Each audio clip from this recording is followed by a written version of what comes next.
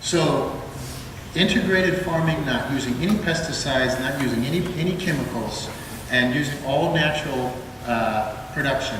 This man is living out an incredible example that other farmers haven't seen for years. And he's using different technologies, different ideas. But he doesn't go around broadcasting himself. He doesn't go around teaching anybody anything. But if you go to visit him and you ask to see his farm, he'll take you. And then you ask him to explain what he does and why he does it, and he'll show you. The thing that's been really fascinating for me is when you ask this man, why do you do this? He says it's because of my faith. He says, I cannot. Here's a small farmer in a small village in the mountains who feels that he wants to have an impact on the people around him. And he feels that if he farms with using chemicals, it'll pollute the water and it'll hurt the people around him. When you think about the amount of chemicals he would use, it'd be so small. But he doesn't care. It doesn't matter if that's so small, it has such a small impact, he's going to be a positive example. He says, if I'm going to love my neighbor, if I'm going to love the people that God asked me to love, if I'm going to live my faith out, then I won't do anything that hurts other people. So, wow, he's taken his faith and he's applying it in the way he lives his life out. Just fascinating. He said that, in the Bible we have the Garden of Eden. And he's in a position, he's got a very small farm of about 4 or 5 acres. And he said, maybe because our relationship with God has broken, that's why we're no longer in the Garden of Eden. But as we become reconciled to God, I can also have my own little Garden of Eden that will show an example of living in harmony with God's creation. So that to me is quite powerful. We do many other things with ethnic minority people, not just promoting leaders, but also helping them, communities to organize and have their own land titles or their own land use planning.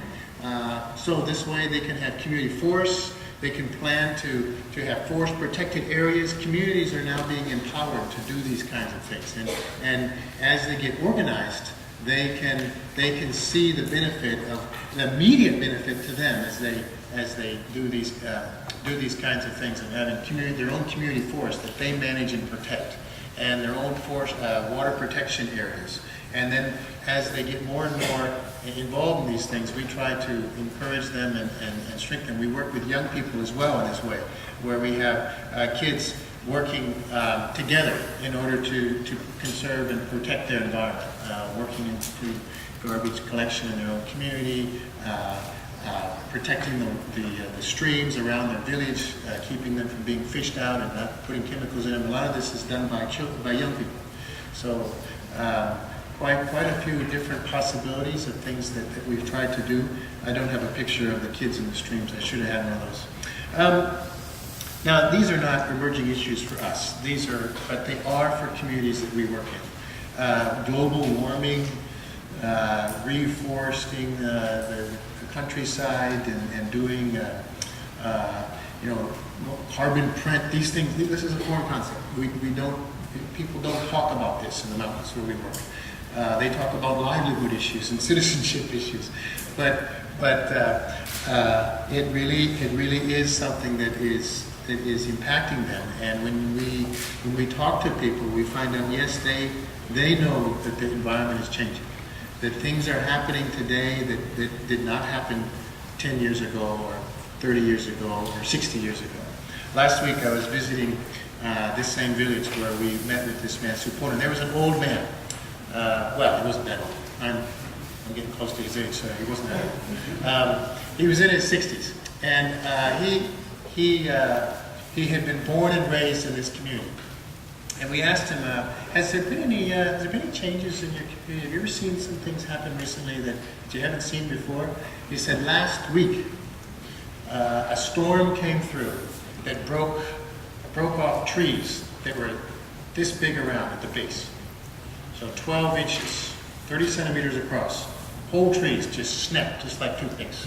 He said they had never seen wind so high, and it came in that force. And he said, and then the year before, we had a drought that we've never had before.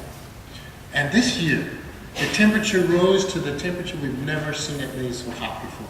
And he just listed immediately 3 things. And he said, our world is changing. And he says, you mark my words. This is an old tribal man sitting in a village teaching me. He says, you mark my words. Every year we're going to see our climate change a little bit more. We're going to see something else happen. Every year it's going to affect our world. So these people are being affected by global warming and climate change. It's not something new to them. And yet they're also thinking about how they're planting trees. They're protecting their environment. They said we want to have an impact on increasing the forest cover of our world.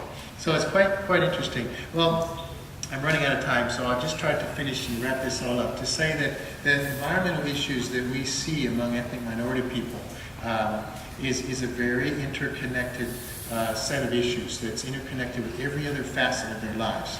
And for us to have an impact or be involved in responding to those issues, it needs, even as an outside organization going in to help them, it needs to be something that requires participation. We cannot do it for them, but we can do it together. And it was at this point, I think, that I wanted to just bring to you a song, Psalm 24, verse 1.